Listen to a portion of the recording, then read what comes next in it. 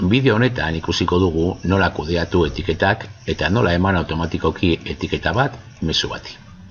Lehendik sortu ditugu bi etiketa, ikasle 0 bat eta ikasle 0 bi. Ikusten duzuenez, hemen ondoan agertzen dira bakoitzari dagokion etiketa.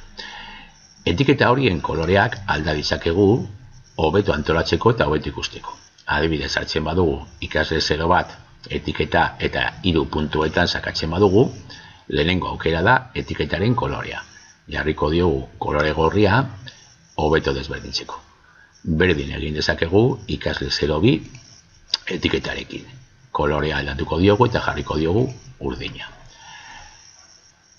Mezu bati edo erabiltzaile bati bi etiketa jarri aldiogu. Suposatu ikasle 0 bi beste etiketa batekin nahi duzula etiketatu, aukeratu, sakatu etiketan, eta jarri ikasle 0 bat etiketa baitare.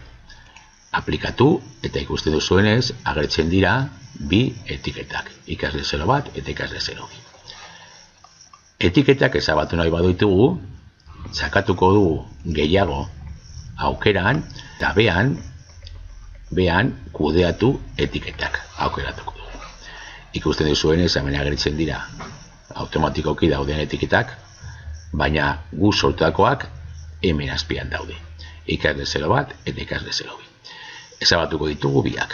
Horretarako, eskuinera baldin bagoaz, kendu aukera daukagu. Ezabatu eta ikasle 0 bi, kendu, ezabatu. Orain ikusiko dugu nola eman etiketa automatikoki mezu bati. Horretarako ezarpenetara joango gara. Ezarpenetan sakatuko dugu eta ezarpenak aukeratu.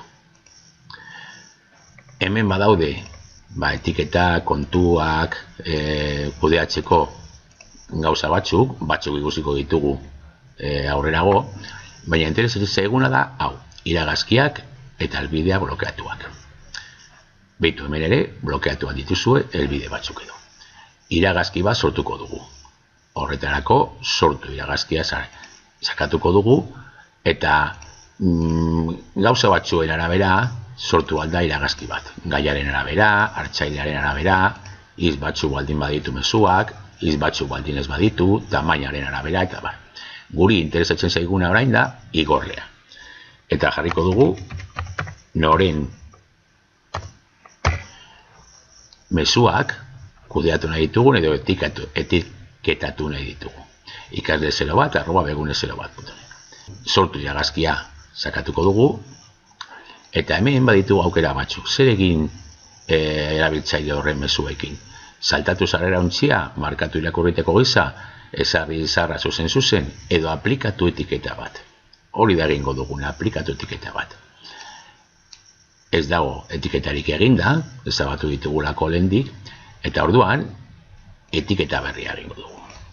Ikasle 0 bat. Bale. Sortu. Sortuta dago etiketa, eta orain,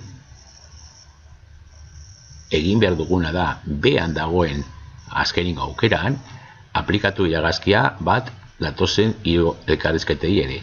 Gogoratzen duzuenez, 3 mezu zeduen aurretik, jarriko diogo baitare etiketa ja. Aplikatuko diogo etiketa baitare 3 mezu horiei.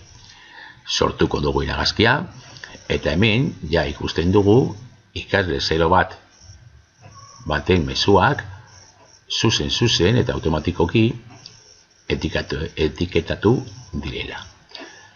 Karagatzen ari da, luzatzen ari da pizka bat, ikusteko sarrera ontzia, baina sarrera ontzia sakatzen badugu, ikasle 0 baten mezuak badaukate automatikoki eginda bere etiketa. Eta hemendik aurrera, ikasle 0 baten mezu bat jasotzen dudanean, automatikoki etiketarekin agertuko da. Eta orduan, hemen izango ditut beti eskura bere etiketan ikasle horren mezuak. Berdin egin aldugu ikasle 0 birekin edo nahi dugun, edo interesatzen zaigun erabiltzailearekin.